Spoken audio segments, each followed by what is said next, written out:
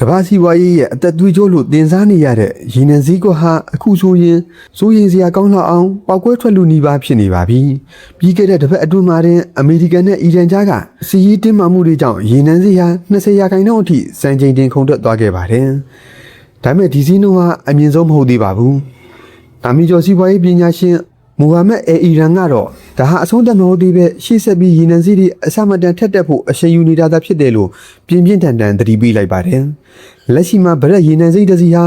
$124ဝန်းကျင်မှာရှိနေပြီမြဲမကြခင်မှာဒီထက်ပိုတဲ့ကဏ္ဍတွေကိုမြင်တွေ့ရဖို့ရှိနေပါတယ်။ဘာကြောင့်ဒီလိုဖြစ်လာရတာလဲ။အဓိကအချက်၃ချက်နဲ့အတူကမ္ဘာထိပ်သီးကုမ္ပဏီကြီးတွေရဲ့စိုးရိမ်မှုကိုအသေးစိတ်လေ့လာကြည့်ရအောင်ပါ။နံပါတ်1ဟော်မိုရေလက်ကျနဲ့ပထဝီနိုင်ငံရေးထောင်ချောက်ပထမဆုံးနဲ့အန်ရရဲ့အရှိဆုံးချက်ကတော့အရှိအလဲပိုင်းစစ်မီးပုံမူတောက်လောင်လာတာပါပဲ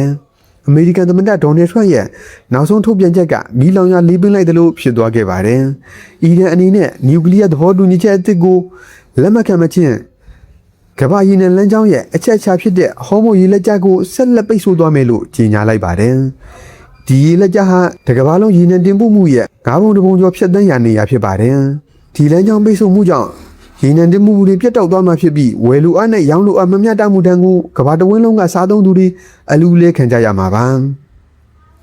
နံပါတ်2အရန်ရေနံတိုးလောင်မှုပြက်လက်လာခြင်းအမေရိကန်အီရန်စစ်ပွဲကြာရှည်လာတာနဲ့အမျှဈေးကွက်ကိုထိန်းချောင်းပေးမဲ့အရန်ရေနံတွေကုန်ခန်းလာတာပါပဲ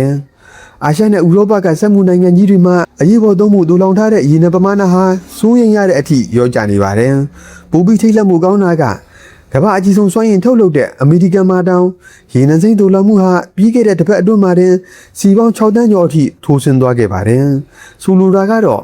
အရေးပေါ်အခြေအနေဖြစ်လာရင်ထုတ်သုံးမှုအဘူမရှိတော့တဲ့သဘောပါ။ဒီလိုလက်ကျန်နေချိန်မှာဈေးကွက်အတွင်းအနေငယ်များသောလှုပ်ခတ်မှုတွေဟာဈေးနှုန်းကိုအဆမတန်မြင့်တက်စေတဲ့အကြောင်းရင်းတွေဖြစ်လာပါတယ်။နံပါတ်3ထုတ်လုပ်မှုစွမ်းအားစံချိန်တင်ကျဆင်းသွားခြင်း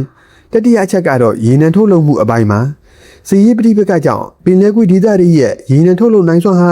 စစ်မဖြစ်ခင်ကတဲ့ထက်ဝက်ကျော်အထိကျဆင်းသွားပါတယ်။ကိန်းဂဏန်းတွေရဆိုရင်တစ်ရက်ကိုရေနံစီပေါင်း14.5 သန်းခန့်အထိထုတ်လုပ်မှုရောကျသွားပါတယ်။ဒါရင်မကသေးပါဘူး။တကမ္ဘာလုံးအတိုင်းအတာနဲ့ကြည့်ရင်လည်းရေနံတိုးလောင်မှုဟာတစ်ရက်ကိုစီပေါင်း17တန်းကျော်အထိစံချိန်တင်လျော့နေနေပါတယ်။ထုတ်လုပ်မှုကလည်းမရှိတိုးလောင်ထားတာကလည်းကုန်ခန့်နေတဲ့ဒီချိန်ဒီမှာ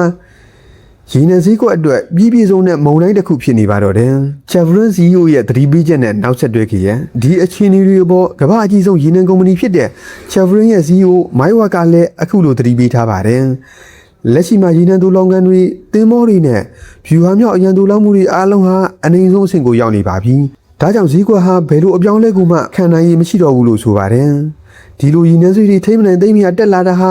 ရေနံနဲ့တင်ပြီးသွားမှာမဟုတ်ပါဘူး။တည်ယူမှုဆောင်ရွက်စည်းတွေတက်လာမယ်အခြေခံစားတောက်ကုန်စည်းနှုန်းတွေမြင့်တက်လာမယ်။နောက်ဆုံးမှာတော့တကမ္ဘာလုံးအတိုင်းအတာနဲ့ငွေကြီးဖောင်းပွမှုတန်းကိုအကြီးအကျယ်ခံစားရမှာပါ။အချို့အဖြစ်ပြောရရင်အရှိလေပိုင်းကစစ်မီးဟာရေနံထုတ်လုပ်မှုနဲ့တည်ယူမှုဆောင်ရွက်လမ်းကြောင်းတွေကိုဆက်လက်ချင်းချောက်နေသူပြီးတော့ကျွန်တော်တို့ရေနံစည်းတက်မှတ်တန်းကိုဆက်လက်ရင်ဆိုင်ရအောင်ပါပါ။